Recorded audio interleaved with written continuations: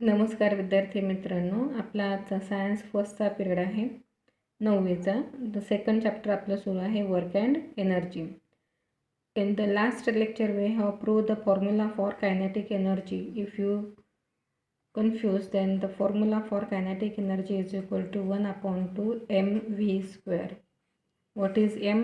M is the mass of an object, v is the velocity of an object. The kinetic energy, it is the energy due to the motion of an object. That energy is called as a kinetic energy. Its SI unit is joule, CGS unit is erg, just like a work. Now we will see the another type of energy, that is potential energy. Shortly it is written as a PE, capital P, capital E. What is potential energy? The energy stored in an object because of its specific state. Energy stored in an object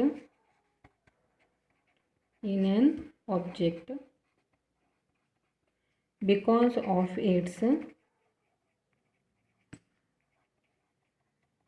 of its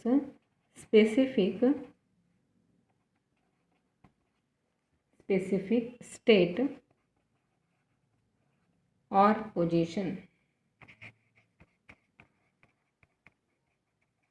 The energy stored in an object because of its specific state or a position is called as a potential energy. आता ही नेमकी energy कोणती आहे? Potential energy त्या ऑब्जेक्टच्या पोझिशनमुळे किंवा त्या ऑब्जेक्टच्या specific स्टेटमुळे त्या ऑब्जेक्टला जी एनर्जी मिळालेली असते त्या एनर्जीला काय म्हणायचं? Potential energy. फॉर एक्झाम्पल, कशी एनर्जी असते? तुम्हाला ते जुन्या काळात याचे चावीचे घड्याळ माहिती असतील. असे ते दोलकाचे लंबकाचे असे जी घड्याळं असतील, त्याला पेंडुलम असायचा, त्या अशा घड्याळांना आधी की फिरवत बसावी लागायची. मग ती की आपण फिरवली की साधारणतः 5 ते 6 दिवस जोपर्यंत ती फिरवलेली की पूर्णपणे रिव्हर्स डायरेक्शनने राऊंड होत नाही तोपर्यंत ते क्लॉक जे आहे ते चालू राहायचं. पुन्हा 5-6 दिवसांनी पुन्हा आपल्याला त्याला की द्यावी लागायची. म्हणजेच आपण त्या घड्याळाला की देऊन काय करत होतो? त्याच्यामध्ये पोटेन्शियल एनर्जी आपण स्टोअर करून ठेवत होतो. That is potential energy. आता एक गमतीचं एक्झाम्पल द्यायचं म्हणजे, समजा तुम्हाला एखाद्याला असा जोरात असा ठोसा मारायचा आहे, तर तुम्ही काय करता? आधी पोझिशन घेता. तुमची शरीरातली सगळी जी शक्ती असेल ती सगळी शक्ती आपण त्या आपल्या मुठीमध्ये आवळतो, मुठीमध्ये एकवटतो आणि मग नंतर आपण जो काही आपल्याला एक्सपेरिमेंट करायचा आहे तो आपण करतो. किंवा एखादी कडक वस्तू असेल ती जर आपल्याला तोडायची असेल तर आपण आधी काय करतो? आपल्या हातामध्ये एनर्जी आपण एकवटतो, एनर्जी आपण हातामध्ये आधी साचवतो. ती एनर्जी म्हणजेच कोणती एनर्जी आहे? That is the potential energy. Just आपल्या अवतीभोवतीचेच आपल्याला एक्झाम्पल घ्यायचे असतील तर ही एनर्जी ही पोटेन्शियल एनर्जी आहे. किंवा असे बॅकवर्ड डायरेक्शनने पुल करण्याच्या काही छोट्या छोट्या कार असतात. त्या कारला आपण असं बॅकवर्ड डायरेक्शनने पुल केलं की आपण त्याच्यामध्ये कोणती एनर्जी देतो? पोटेन्शियल एनर्जी देतो. आणि नंतर आपण त्याच्यावरचा फोर्स रिलीज केला की काय होतं? ती जी छोटी कार असेल ती फॉरवर्ड डायरेक्शनने जाते. कार फॉरवर्ड डायरेक्शनने जाते म्हणजेच कार मोशनमध्ये येते. म्हणजेच आपण we store the potential energy in that car by pulling it in the backward direction, and when we release the force, that potential energy is converted into kinetic energy. म्हणजे नंतर ते object जे आहे ते मोशनमध्ये येतं. म्हणजेच आपण पोटेन्शियल एनर्जी जी आहे ती कशामध्ये कन्व्हर्ट केली? कायनेटिक एनर्जीमध्ये कन्व्हर्ट केली. हे पोटेन्शियल एनर्जीचे काही एक्झाम्पल आहेत. अजून तुम्हाला छोटं एक्झाम्पल घ्यायचं असेल तर तुम्ही एखादी वस्तू जी आहे ती अशी वर उचलून धरा. हा जो पेन आहे मी हा वर उचलून धरलेला आहे. मी याला वर उचलून धरलेला आहे म्हणजेच याला धरण्यासाठी मला काहीतरी एनर्जी लागली की नाही? माझ्या हातांमधल्या ज्या मसल्स ज्या आहेत त्या मसल्सला काहीतरी एनर्जी लागली आहे. ती एनर्जी म्हणजेच कोणती एनर्जी आहे? Potential energy. If I release this pen then it will be drop on the ground. म्हणजे ती एनर्जी जर मी सोडून दिली तर हा जो पेन आहे हा कुठे पडेल? हा ग्राउंडवर पडेल. म्हणजे ज्यावेळेस आपण याला असं वर उचलून धरलेलं आहे त्यावेळेस आपल्याला हाताला कळ लागते की नाही धरायची? म्हणजे ते कशा कशावर डिपेंड आहे? आपल्याला किती कळ लागेल ते, तो किती उंचीवर धरलेला आहे, त्याचं मास किती आहे आणि त्याच्यावर ॲक्ट होणारं ग्रॅव्हिटेशनल फोर्स किती आहे, या गोष्टींवर त्याची पोटेन्शियल एनर्जी अवलंबून असेल. मग आता आपण या पोटेन्शियल एनर्जीचं एक्सप्रेशन फाइंड आउट करू. Will find the expression for potential energy. हेच एक्झाम्पल घेऊ आपण. Consider an object of mass m. It is at a height h. Consider an object of mass m at height h. किती उंचीवर आहे तो object? h एवढ्या उंचीवर आहे. h एवढ्या उंचीवर आहे तर त्या ऑब्जेक्टवर ॲक्ट करणारं ग्रॅव्हिटेशनल फोर्स कोणता आहे? जी. जी काय आहे? Gravitational force. त्यालाच आपण काय म्हणतो?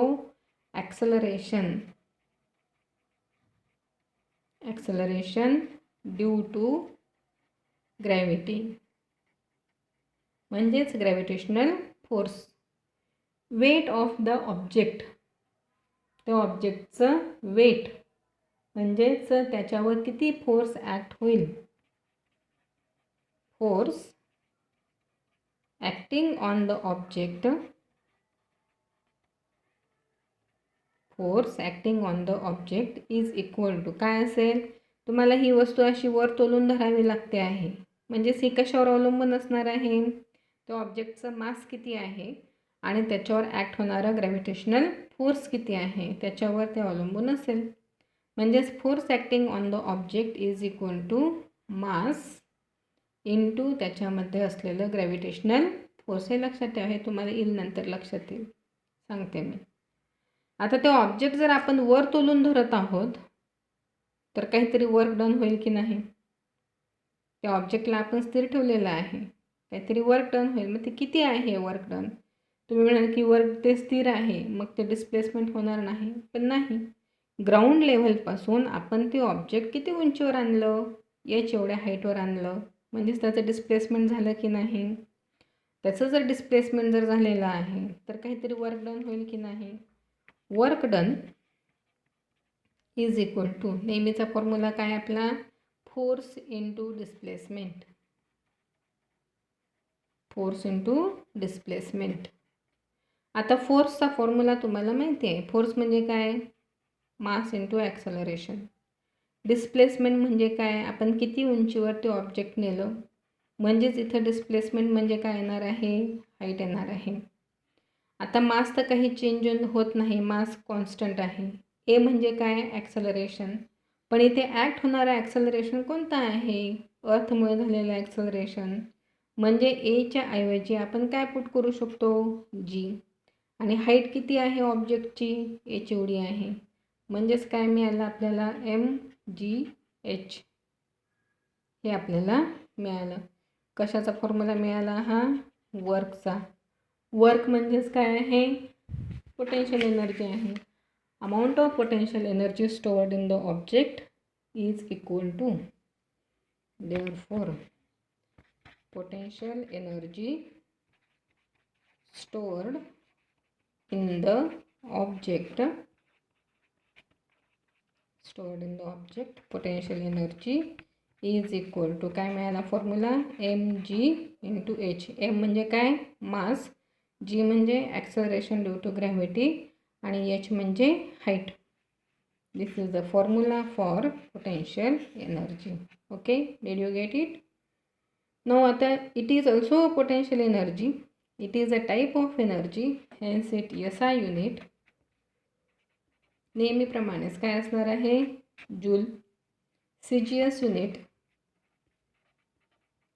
ॲज युजल काय असणार आहे? अर्क. The unit of energy work is same, joule and अर्क. SI unit is joule, CGS unit is अर्क. Okay, today we will stop here. Write down these notes. This is the expression for potential energy.